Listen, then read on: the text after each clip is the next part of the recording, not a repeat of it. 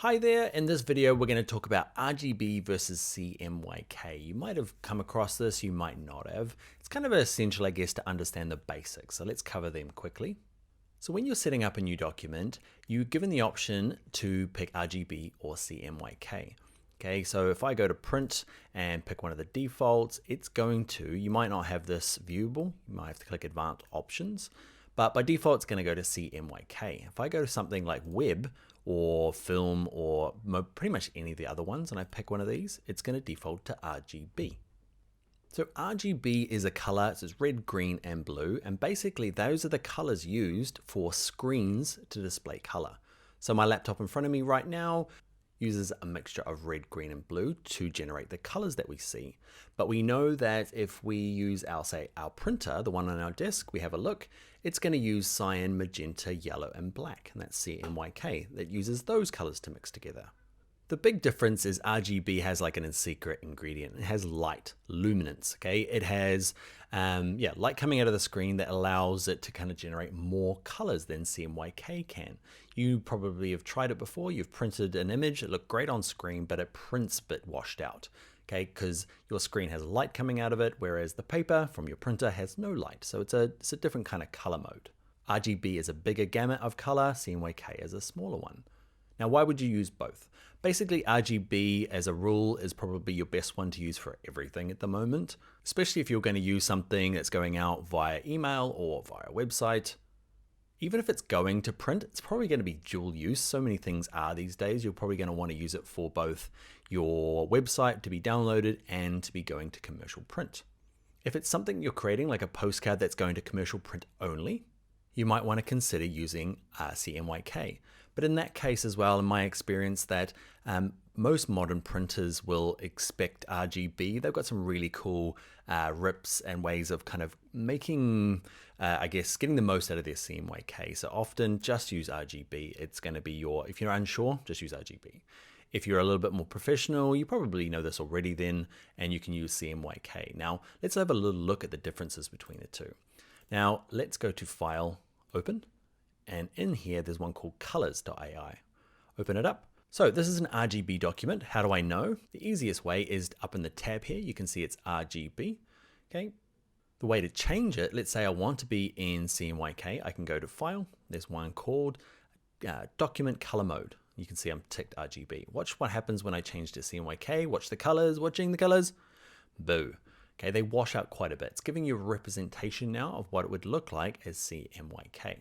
Now, if you're only going to commercial print and they've asked for CMYK, there's no point being in RGB, okay? But if you're like me, I often dual use things. I'll use them for all sorts of things. I'll start in RGB and often just send it to the printer in RGB. And depending on your printer, okay, they've got really good ways of converting it to CMYK to try and restore some of those colors. All right, so I hope that's giving you a little bit of understanding of CMYK and RGB. So the rules are, my basic kind of skim rules are use RGB. Okay, and send it around and it works fine. Works on digital and works good for printing to local kind of printers. Even like my office printer accepts an RGB better and processes it nicer than if I send it a proper CMYK official version. So, but you need to know the difference between the two. Some printers will demand CMYK and that's fine. That's the way they work. Okay, so just make sure you're working in CMYK. You might have to have two versions of the document, one in RGB for digital and another one in CMYK. All right, let's get into some more exciting stuff about color. Let's get into the next video. Hey there, in this tutorial, we're going to look at using the eyedropper tool in Illustrator to drive colors from the logo. So we're going to start with this black and white version of this postcard. Then we're going to use the logo down here to drive the colors in these elements. And then we'll use the image to drive some of these colors in these various elements. All right, let's go and learn how to do that now in Illustrator. All right, to get started, go and open up the exercise file called eyedropper.ai and grab your black arrow and click it in this box in the background.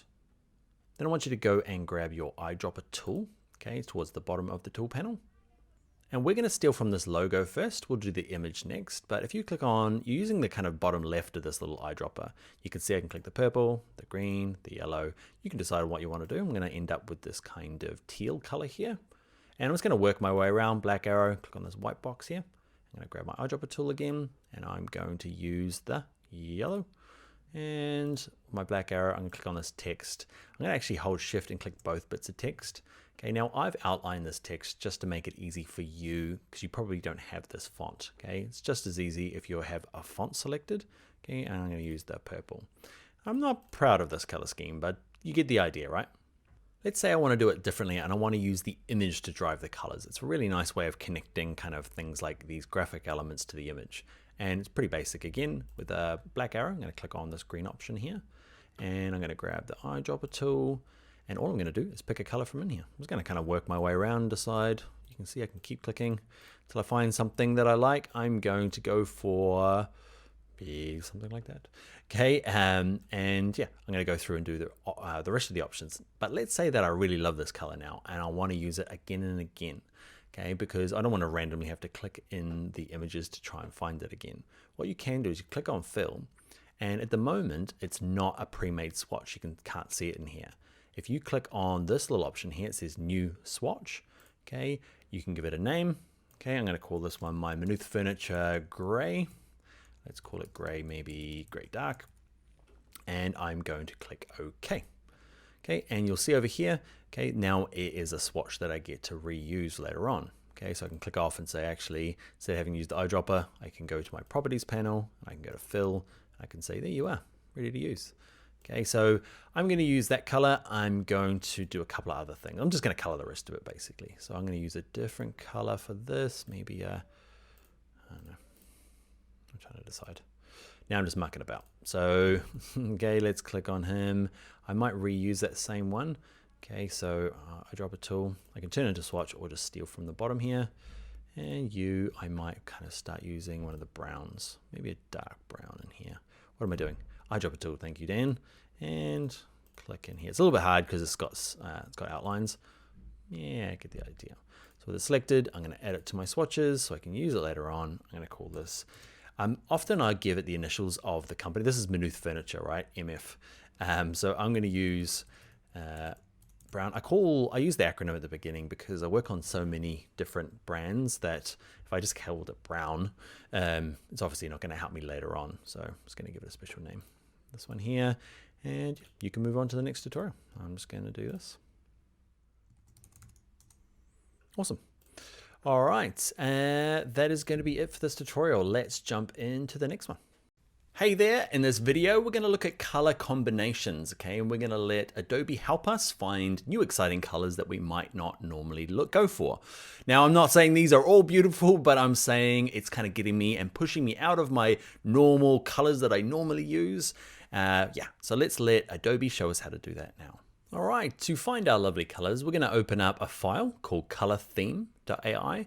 That'll be in your exercise files. Then go up to Window and come down to Color Themes and open that up. Now yours is probably defaulted to Create. Click on Explore, and it may take a little while to load, a long time to load sometimes. Sometimes I'm using this panel and it loads really fast like it is now, but sometimes it does take a long time.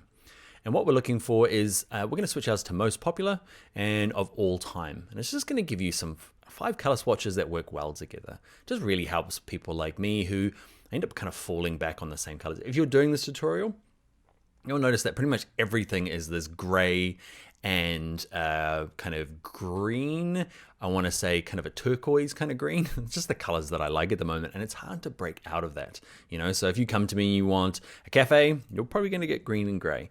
And if you want to be a bank, you're probably going to get green and gray. So it's not the best move.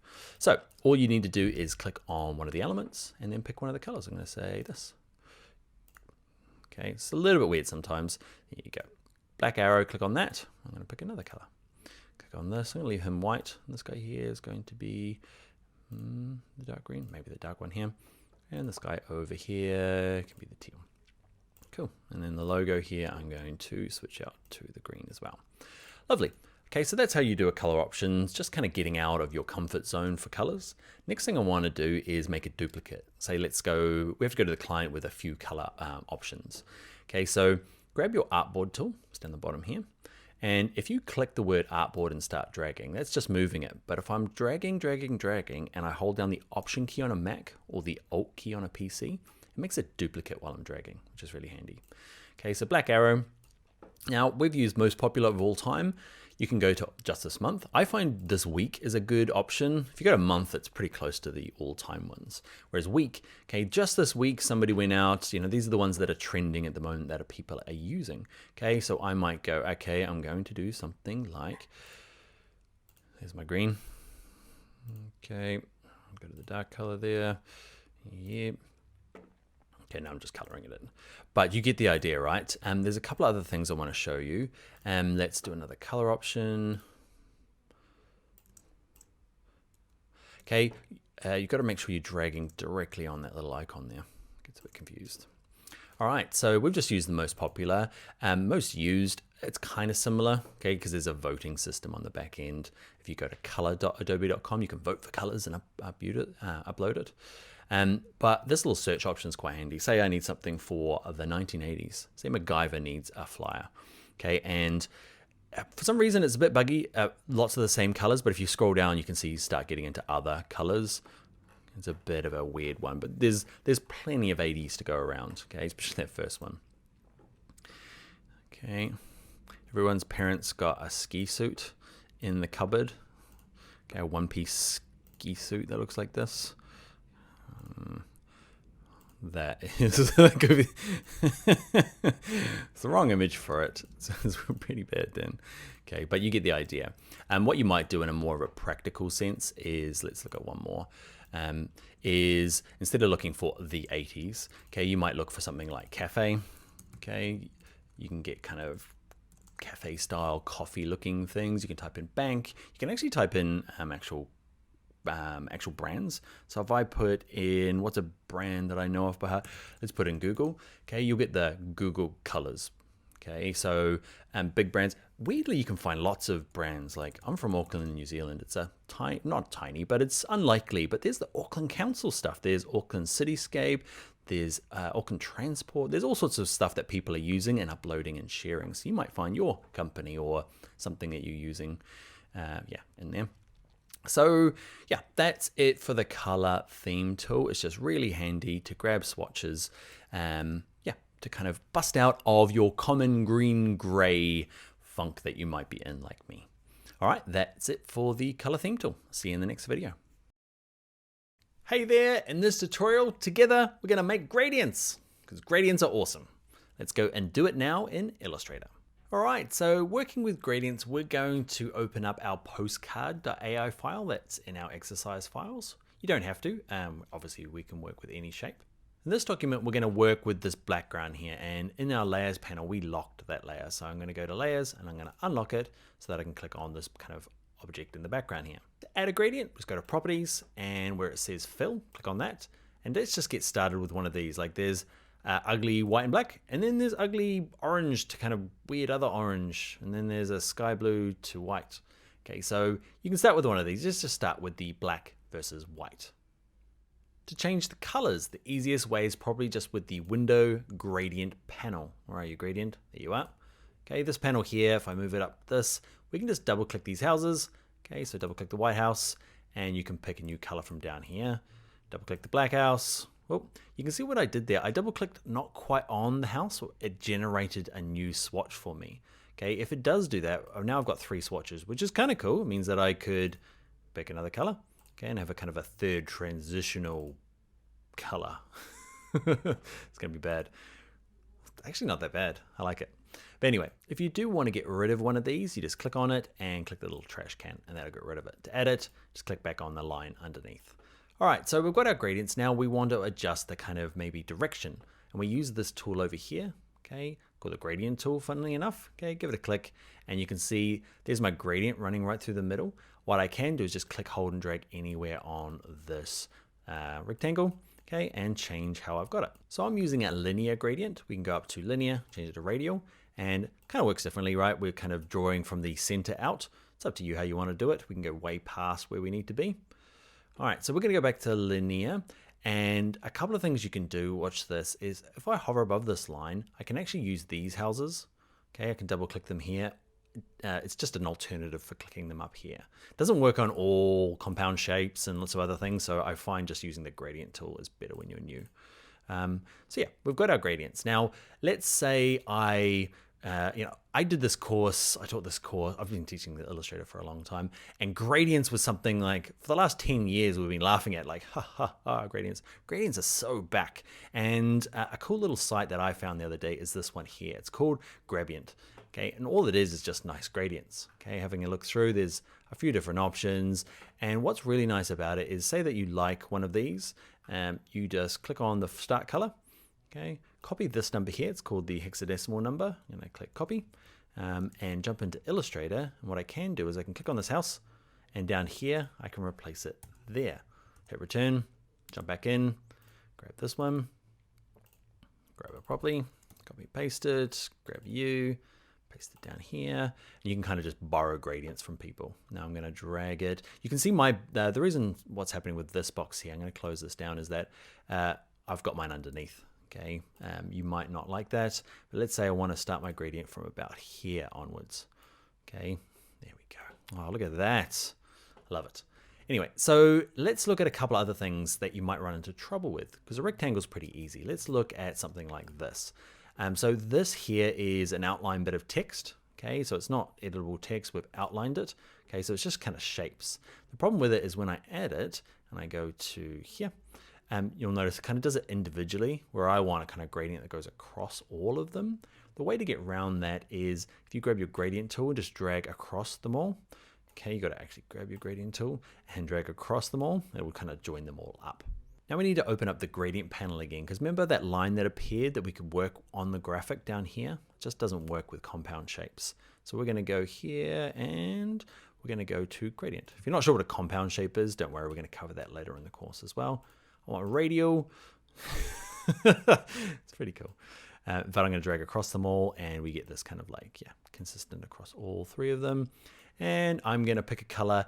You can move on now. I am totally just going to go off and find a cool color and yeah, add it to it. You can skip on to the next video. Oh, I love this. Look at it. Who would have thought I'd love this? If you'd asked me a couple of years ago, Dan, you're going to be into gradients, and they're going to be kind of like, I don't know, 80s retro pastels, I'll be like, no way. Here we are. Okay, this one's got 3 colors in it. I'm going to grab so I'm clicking on the line there, double click, and then the last one is this green.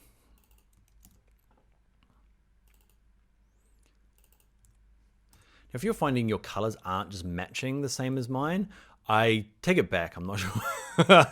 I'm not sure I'm into this color as much as I thought I was.